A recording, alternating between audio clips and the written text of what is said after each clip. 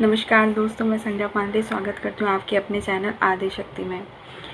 आज हम जिस विषय पर बात करने वाले हैं वो आप ही के प्रश्नों के कारण मैं ये वीडियो बना रही हूँ, उसी से ये विषय रिलेटेड है। लोग मुझसे बार बार पूछते हैं कि हमारे घर में बरकत नहीं है, हमें पैसों की तंगी होती है, हम उस तरह से ग्रोथ नहीं कर पा रहे हैं जैसा चाहते हैं, या हमारा करियर अच्छा नहीं कर रहा है, या हमारे रिलेशनशिप्स में बहुत प्रॉब्लम आ रही है, या फिर हमारा जो भाग्य है वो साथ नहीं दे रहा है।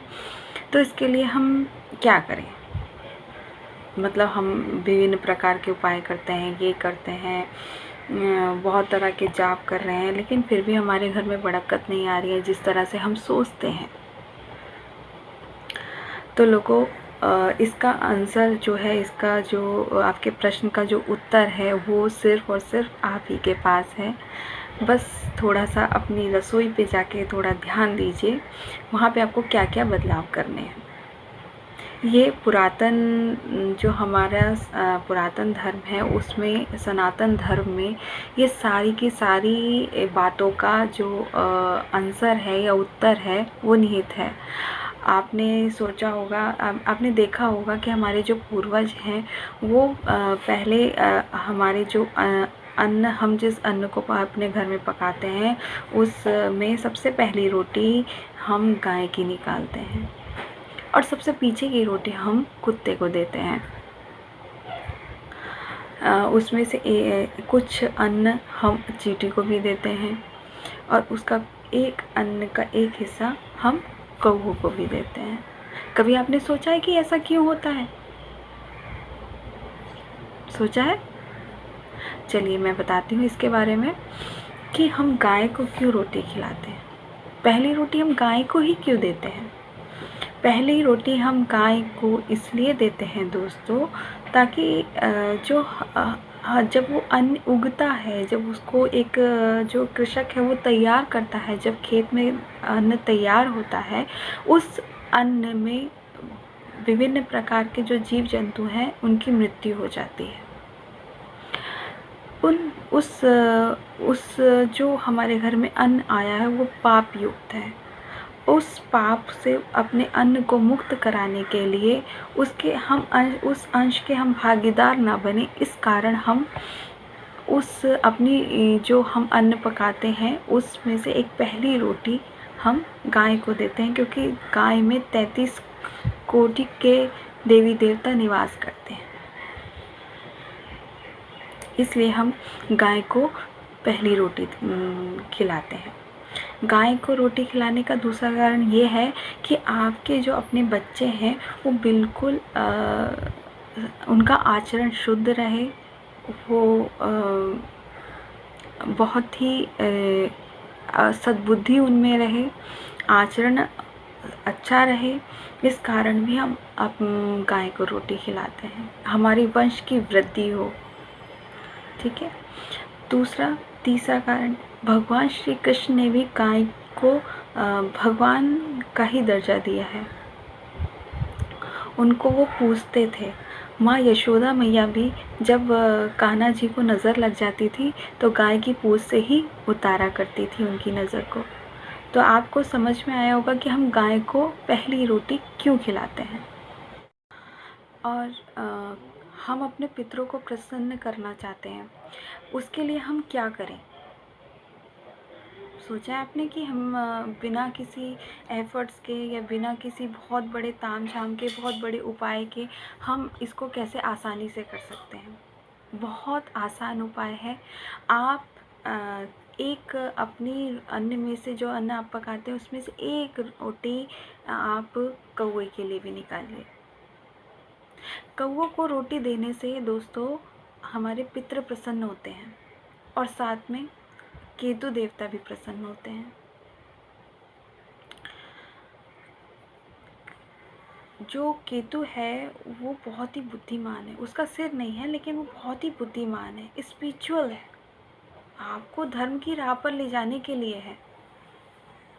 अगर आप धर्म की राह पर आगे बढ़ना चाहते हैं तो आपको अपने केतु को प्रसन्न करना होगा और केतु को प्रसन्न करने का सबसे उत्तम मार्ग है कि आप कौओं की सेवा कीजिए, उनके लिए एक रोटी अवश्य निकालिए, और इससे आपके जो पितृ हैं वो भी प्रसन्न होते हैं।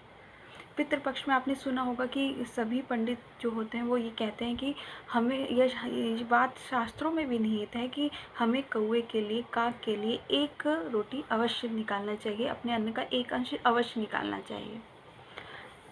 इसका कारण यह है कि जो हमारे पितृ हैं, जो कौवा है उसको बहुत ही पवित्र जीव माना जाता है। उसके अंदर कोई भी आत्मा बड़ी आसानी से प्रवेश कर सकती है क्योंकि वो बहुत ही पवित्र जीव है। और आपने ये भी जाना होगा या आपको पता हो, अगर नहीं पता है तो मैं बता देती हूँ कि आपकी जानकारी के लिए, कि काग की कभी भी स्वाभाविक मृत्यु नहीं होती है। वो किसी न किसी कारण से उसकी मृत्यु हो जाती है, लेकिन उसकी अपनी स्वाभाविक कारण से मृत्यु कभी नहीं होती है। और जो हमारे पितृ हैं वो भी इनको खाना खिलाने से, ऐसा माना जाता है कि जो हमारे पितृ हैं वो उनकी जो आत्मा है, उनका जो अंश है वो कौओं के रूप में हमारे पास आता है। इसलिए उनको भोजन कराने से हमारे जो पितृ हैं वो प्रसन्न होते हैं। अब बात करते हैं चींटी की। चींटी दोस्तों एकता की प्रतीक है। नन्ही सी होती है और चाहे तो धीरे धीरे पहाड़ को भी खोद सकती है। और अगर इसको अन्न देने का कारण है, अगर आपके घर में पैसा नहीं रुकता है, आप बहुत पैसा कमाते हैं लेकिन फिर भी आपके घर में अगर पैसा, आपके हाथ में पैसा नहीं रुकता है, तो आपको काली चींटियों को अन्न का दान देना चाहिए।